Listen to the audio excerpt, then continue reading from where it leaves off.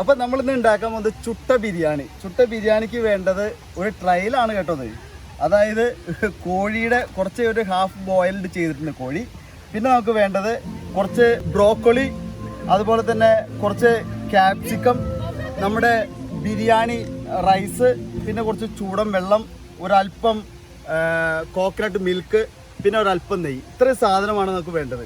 അപ്പം ഞാൻ അല്പം വേവിച്ച ഇറച്ചിയിലേക്ക് ഈ റൈസ് അങ്ങോട്ട് ഇടാണ്. അപ്പം നമ്മുടെ റൈസ് ഇട്ടു. ഇനി നമ്മുടെ വെജിറ്റബിളായിട്ട് ഞാൻ ആഡ് ചെയ്തിരിക്കുന്നത് ക്യാപ്സിക്കം, ബ്രോക്കോളിയാണ്, അത് ഇടുന്നു. പിന്നെ നമുക്ക് വേണ്ടത് 2 ചിക്കൻ ക്യൂബ്സ്, അതല്ലെങ്കിൽ ദാദോ കയറ്റി ഇടുന്നുണ്ട്. നമ്മളതിന് നെകക്കെ അല്പം വെള്ളം ഒഴിക്കണം.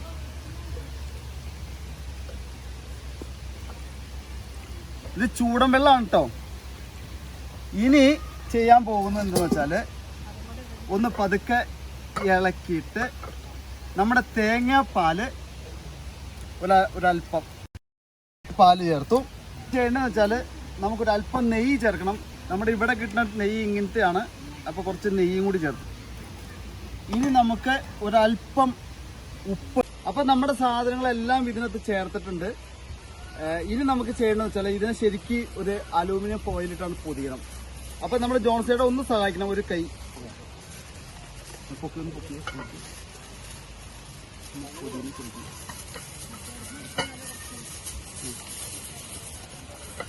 ഇനി നമ്മൾ ഇത് തീ കനലിന്റെ ഉള്ളിലേക്ക് വെക്കാൻ പോവാ.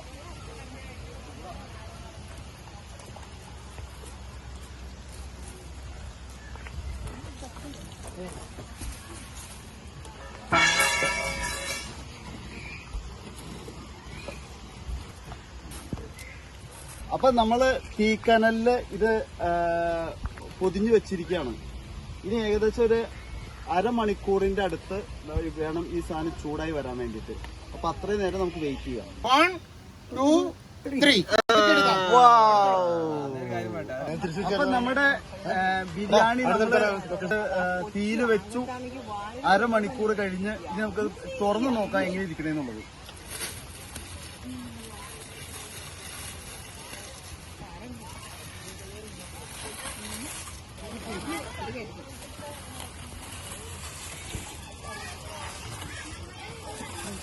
നമുക്ക് ഇതിനകത്ത് ചൂട് അല്പം കൂടുതലായിപ്പോയി. അതുകൊണ്ട് കുറെ മോൾ ഭാഗം കുറച്ച് കരിഞ്ഞിട്ടുണ്ട്. എന്നിരുന്നാലും നമുക്ക് ഇതിന്റെ അടിയിലും കൂടി നോക്കാം.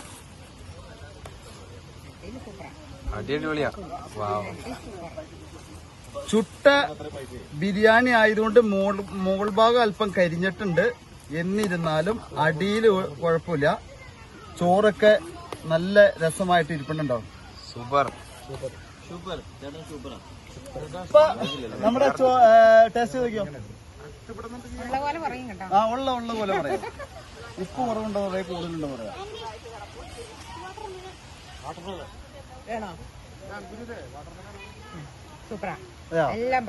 ഉപ്പ് കൂടുതലുണ്ടോ? അല്ല, അപ്പൊ നിങ്ങൾ ഇതിന്റെ പോരായ്മകളൊക്കെ ഒന്ന് പറഞ്ഞേ. എന്നാലും വീഡിയോക്ക് വേണ്ടിട്ട് നിങ്ങൾ പറയരുത്. ഇത് എല്ലാവർക്കും വേണ്ടി ഇത് ട്രൈ ചെയ്ത് നോക്കാൻ വേണ്ടിട്ടുള്ളതാണ്. അത് നമ്മുടെ അത് വെച്ചോണ്ട് ചീട്ട് കളിക്കാൻ പോയി പോർക്കണായിരുന്നു. ബ്രോക്കോളി മാത്രമാണ്. ബ്രോക്കോളി കരിഞ്ഞു.